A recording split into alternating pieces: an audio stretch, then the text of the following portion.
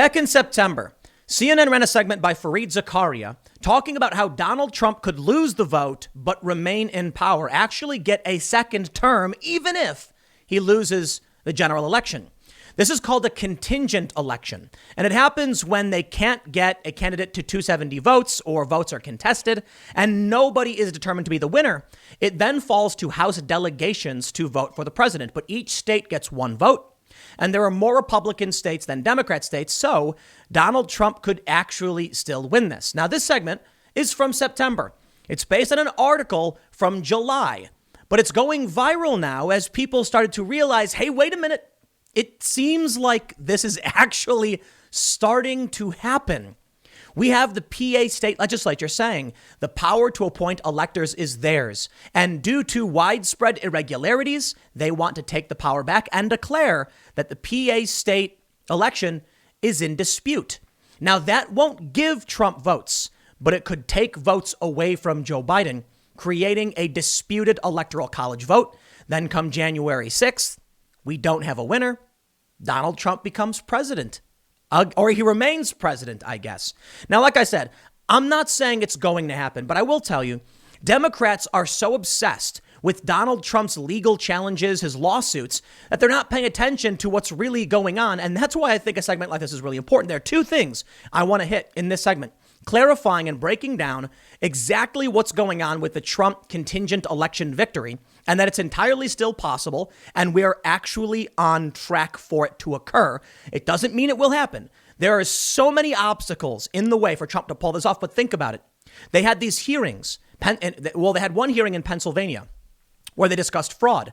And you had some pretty serious allegations and some pretty respectable individuals, veterans even. Now they're saying they're going to do the same thing in Arizona and other states. That is enough for many of the Republican state legislatures to say, we dispute the results, thus we will not cast electoral votes, and then Donald Trump wins. But the other thing I want to point out is there really are strange anomalies in this election. And I've got a huge list of them from The Spectator. So let this video stand for all of the people who don't know these things. If you have a friend or otherwise who doesn't know that, first, Joe Biden is not president-elect. He was not elected by the Electoral College yet. He's just the projected winner based on the current media assessment. That's it.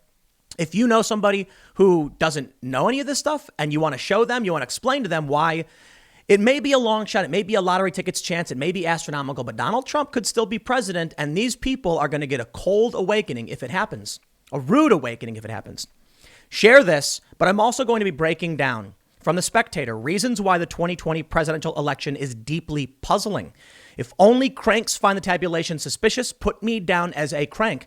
And they go through a huge list of all of the weird goings on. And I'm going to break them down and even debunk some of the false claims so you can share this. Well, I'll put it this way.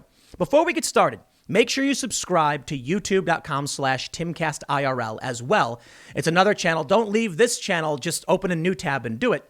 We do a podcast Monday through Friday live at 8 p.m. And maybe you've missed it or didn't know, but make sure you check it out. Subscribe to that channel. And if you really want to support this channel, sharing the video is one of the best things you can do. But like I said, I'm going to break down Fareed Zakaria talking about how the Constitution will allow Trump to win. And you should share this with your friends and family, because I'm sure many of you who have Democrat friends are saying, you're so dumb, Trump can't win, it's over. And when you try to explain to them it's not over, they say, oh, you're crazy. Well, let me break it down citing the Washington Post and CNN for you. You may also have people saying there's no evidence of voter fraud. Let me give you a list and even debunk some claims from the right, because there are false claims coming from the right, but I'm going to show you there actually is irregularity, anomaly, and these things need to be addressed. But regardless of what you think, it may be evidence enough for Republicans to say, we call the election in dispute, and therefore Joe Biden does not win. Let's get started with the Fareed Zakaria segment. Now, he was kind enough to turn his segment from CNN into this Washington Post op-ed. Allow him to enlighten all of us. Trump could stay in power even if he doesn't win the election. The Constitution allows it, by Fareed Zakaria. They say, by declining to commit to a peaceful transfer of power, President Trump has agitated many who fear he will refuse to leave office even if he loses the November election, and may even resort to violence. Now, that's a bit absurd. The terrifying reality is that there are also several mechanisms that are legal and constitutional that could enable Trump to stay in office without actually winning the vote. The system of electing the president is complicated because it was not designed to be directly democratic. The Constitution calls for states to choose the presidential electors, who in turn gather to vote for the president. Over time, states have passed laws that ensured their state's popular vote for the presidency would determine the electors, but those are laws, not a constitutional obligation. I pointed this out in an earlier segment. For those listening on the podcast, you'll hear this later. If it comes down to electoral votes going to the federal government, the federal government recognizes the state legislator appointing electors, not anyone else. It's possible that secretaries of state or governors send their own slate of electors, but that just gets the job done for Donald Trump, a disputed election. They don't need Trump to win the votes. They need them to be disputed, and Republicans need only say, I dispute for that to happen. It is the only thing standing in the way right now of Donald Trump and victory, based on what Fareed Zakaria is saying, is whether or not the Republicans will choose to do it. It's really that simple. It is. But I'm going to splash some cold water on whether or not this is going to happen or not. Just wait. He says, now imagine the scenario during the election week. Trump is leading on November 3rd, but Democratic nominee Joe Biden gains ground in the days following. Republicans file objections to tens of thousands of mail-in ballots. Democrats file countersuits. Taking account of the confusion, legislatures decide to choose the electors themselves. This is why it's going viral. What you just read, it perfectly explains it. It's exactly what's happening. So first, Donald Trump was leading on election night. Over the next days, as mail-in votes came in, they said, oh, now it's switching for Joe Biden.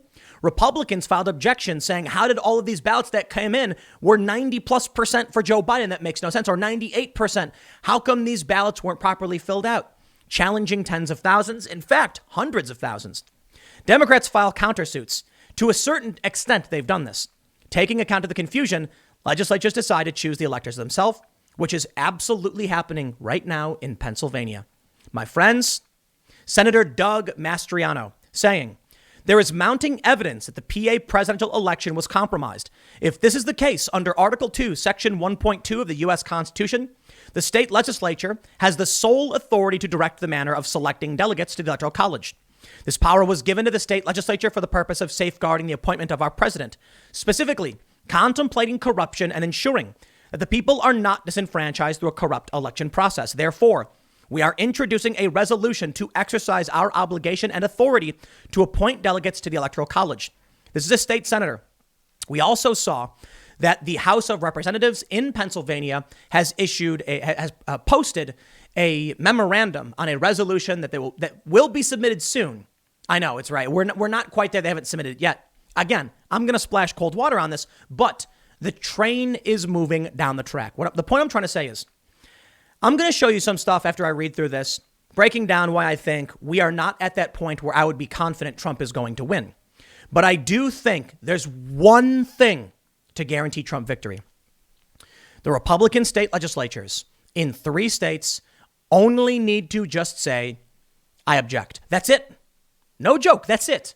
Dispute the results. They can create whatever fight they want. They can get sued, whatever. The Supreme Court of their state can say, F you. It doesn't matter. They can just object. Let's read more. Fareed said, here's the worry. Of the 9 swing states, 8 have Republican legislatures. If one or more decide that balloting is chaotic and marred by irregularities, they could send what they regard as the legitimate slate of electors, which would be Republican. Democrats may object and file lawsuits. In some of those states, Democratic governors or secretaries of state could send their own slate of electors to Washington. That would add to the confusion, but that might well be part of the Republican plan. When Congress convenes on January 6 to tally the electors' votes, there would be challenges to the legitimacy of some electors. Congressional Republicans would agree that disputed states should not be counted. That would ensure that neither candidate would get to 270 votes. At that point, the Constitution directs the House of Representatives vote to determine the presidential election, but it does so with each state casting a single vote. If the current numbers hold, there would be 26 state delegations that are Republican and 23 with one tied. 23 Democratic with one tied. So this outcome would be to re-elect Trump. Trump does not need to do anything other than accept this outcome, which is constitutional. Trump clearly understands this chain of events. He has been casting doubt on mail-in ballots for months, insisting that the results must be the ones that reflect the tally on election night. He said this week that without mail-in ballots, there would be no worries about a transfer of power because there would simply be a continuation of his rule. He has also acknowledged that at a certain point, it goes to Congress. For this scenario to play out, state Republican parties have to put their desire to win above concerns that all voices are heard. Unfortunately, recent history suggests that most will readily make this trade. Fareed Zakaria predicted this in September. Don't take my word for it. Take his word for it. I am not saying Donald Trump will win, but Fareed Zakaria, based on everything that's happened now, it sounds like he is correctly predicting what will happen. And if he is correct that Republicans would choose to win above all else, then Donald Trump will become president again for another term.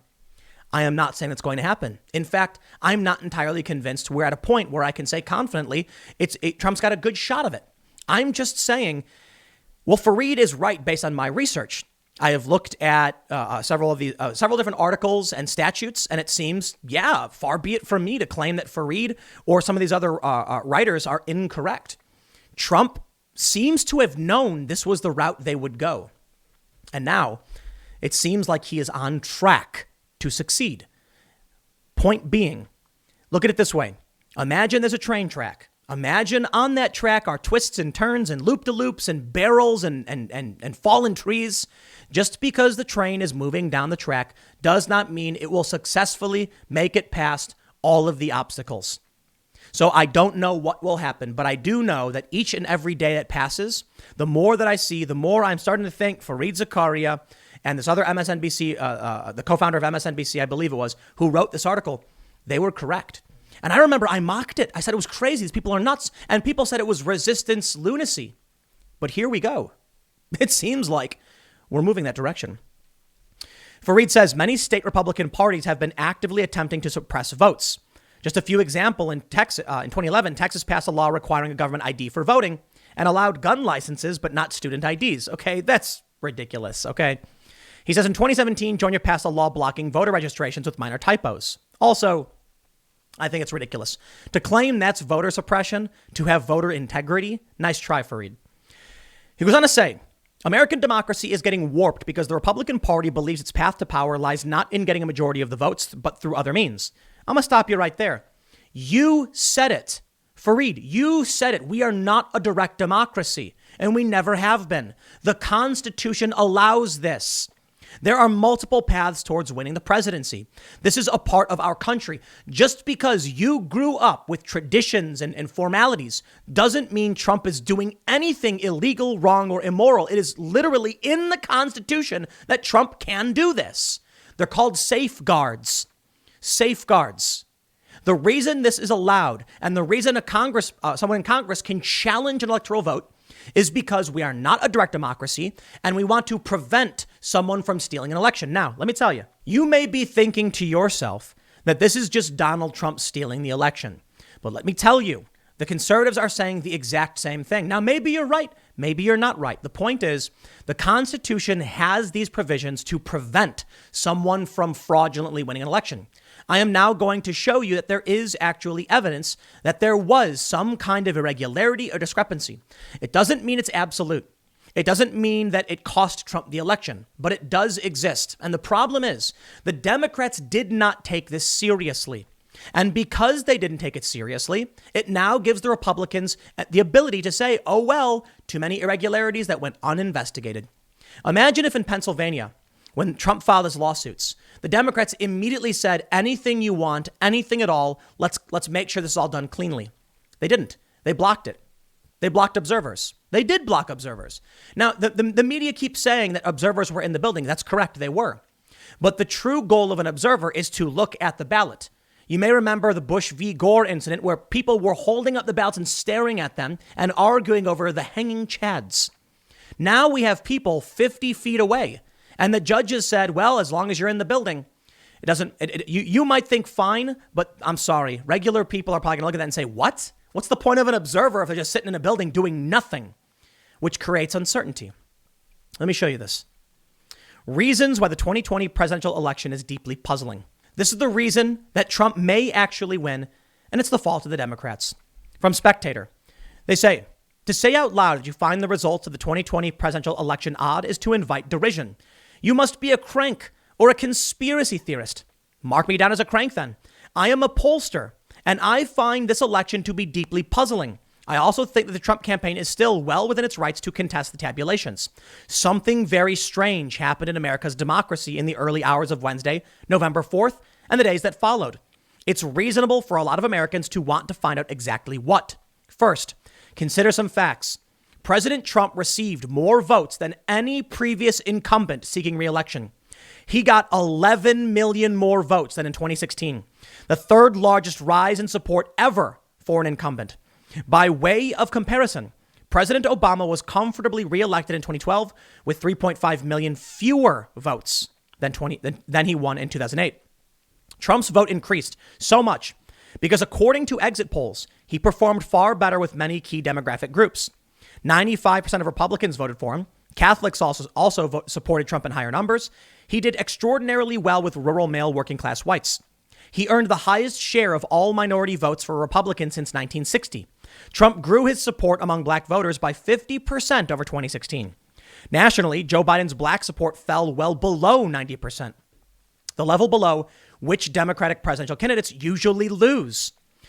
Trump increased his share of national Hispanic vote by 2/3 to more than 4 in 10, with 60% or less of the national Hispanic vote. It is arithmetically impossible for a Democratic presidential candidate to win Florida, Arizona, Nevada, and New Mexico. Bellwether states swung further in Trump's direction than in 2016. Florida, Ohio, and Iowa each defied America's media polls with huge wins for Trump.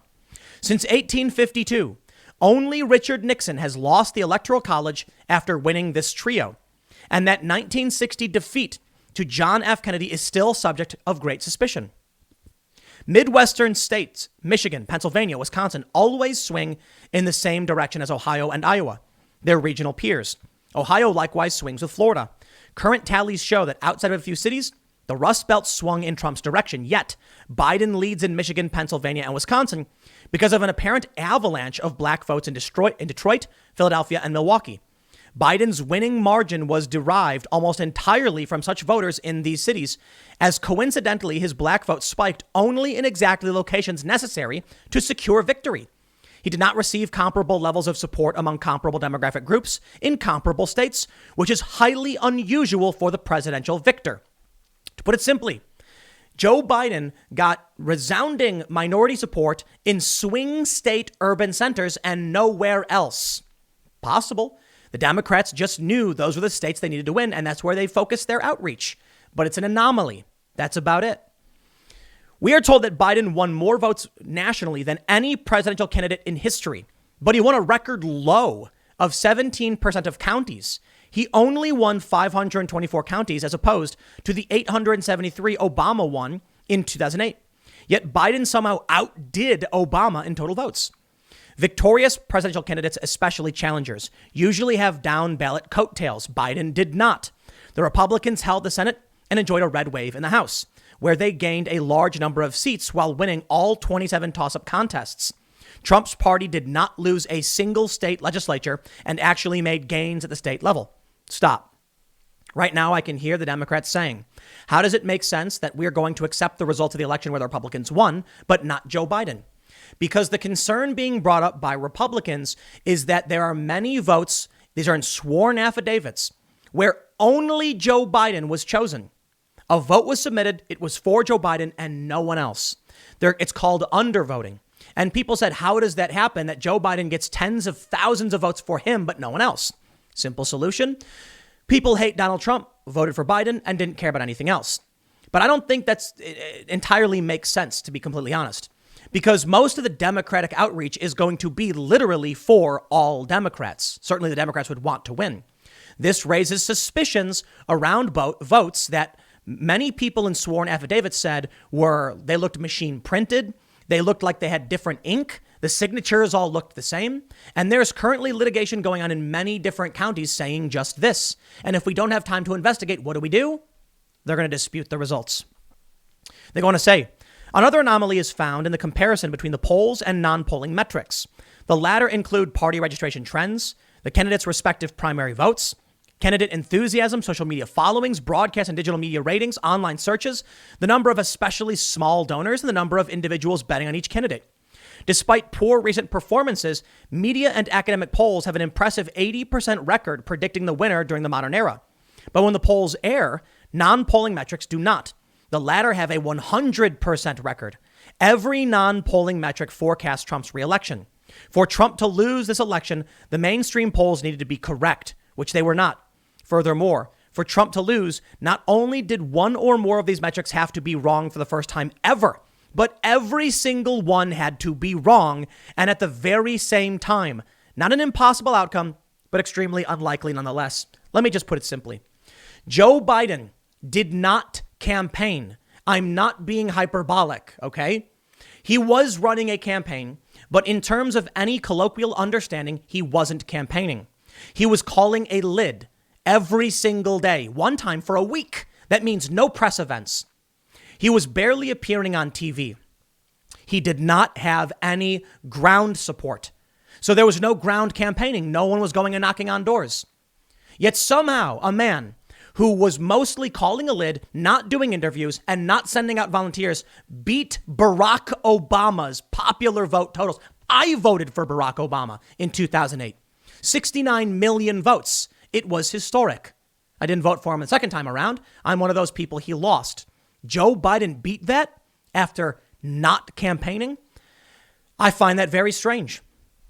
They say, atypical voting patterns married with misses by polling and non-polling metrics should give observers pause for thought. Adding to the mystery is a cascade of information about the bizarre manner in which so many ballots were accumulated and counted. The following 10 peculiarities also lack compelling explanations. 1. Late on election night, with Trump comfortably ahead, many swing states stopped counting ballots. In most cases, observers were removed from the counting facilities. Counting generally continued without observers. I am familiar with many of these stories and the sworn affidavits. This appears to be true and correct based on allegations. They did say we're going to stop counting. We'll pick it up later.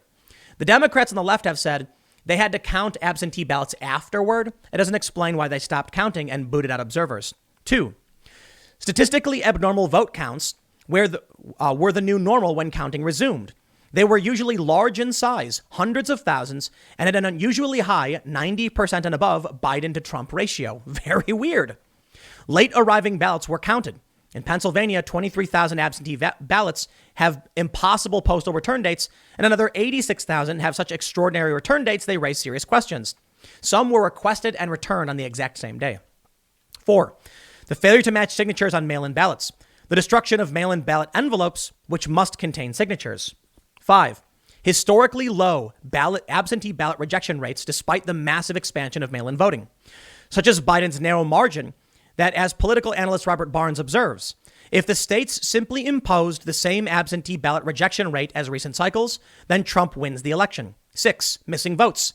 In Delaware County, Pennsylvania, 50,000 votes held on 47 USB cards are missing. If you can't audit them, I say get rid of them. 7. Non-resident voters. Matt Brainerd's Voter Integrity Project estimates that 20,312 people who no longer met residency requirements cast ballots in Georgia. Biden's margin is 12,670. And Matt Brainerd has an actual list of names and addresses. Hard data. It's currently going through litigation. 8. Overvotes. Pennsylvania mailed out 1.8 million ballots, but 2.5 million ballots were returned. I'm going to stop here. Fact check. Not true. Going back to a story from October 19th, 2020, Pennsylvania mail-in ballot requests hit 2.8 million, including 700,000 GOP voters. This is a misconception I see flying around. It's just not true. 9. Serious chain of custody breakdowns. Invalid residential addresses, record numbers of dead people voting, ballots in pristine condition without creases. That is, they had not been mailed in envelopes as required by law. These are from sworn affidavits. Witness testimony is evidence, period. We bring up witnesses in murder trials. It's evidence, period. And 10, statistical anomalies. In Georgia, Biden overtook Trump with 89% of the votes counted. For the next 53 batches of votes counted, Biden led Trump by the same exact 50.05 to 49.95% margin in every single batch. It is particularly perplexing that all statistical anomalies and tabulation abnormalities were in Biden's favor, whether the cause was simple human error or nefarious activity or a combination. Clearly, something peculiar happened. If you think that only weirdos have legitimate concerns about these findings and claims, may the weirdness lie in you. I agree. I do. But I'm not convinced Trump is going to win. Sorry. He might. He's on track, but he's got many obstacles.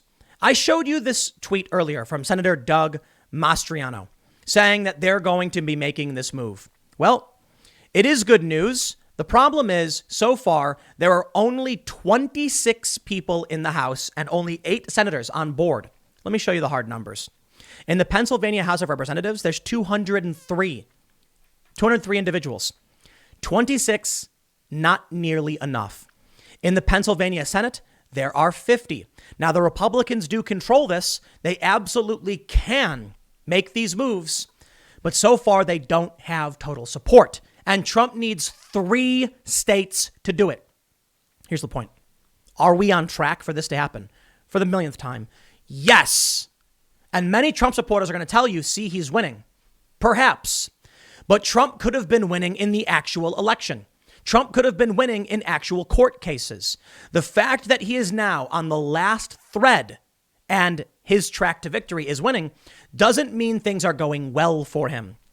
In one case, recount in Wisconsin County demanded by Trump increases Biden's margin, and many on the left are laughing at Trump and mocking him. I'm not convinced that these recounts and these lawsuits are anything other than a distraction. So let me put it this way. Here's what we have on paper. Trump is fighting tooth and nail, a full salvo across the board in every possible way, and he's losing most of them. He is still on track for the contingent election victory, and it is possible he pulls it off. Now, that being said, my personal opinion is if Trump won in the courts, he'd be happy he did. But I think they're going for this victory. They've been going for this victory. That was their backup plan. And I think I think he believes he's going to win. But I got to say, man, to see Trump overcome all these obstacles, that would be, I don't know, impressive. Impressive to say the least. But it's constitutional. So let me know what your friends think. Send it to your Democratic friends or parents or whatever, and because they're probably not going to see this otherwise. I'll leave it there. Next segment's coming up at 6 p.m. over at youtube.com/TimCastNews. It is a different channel. Thanks for hanging out, and I will see you all then.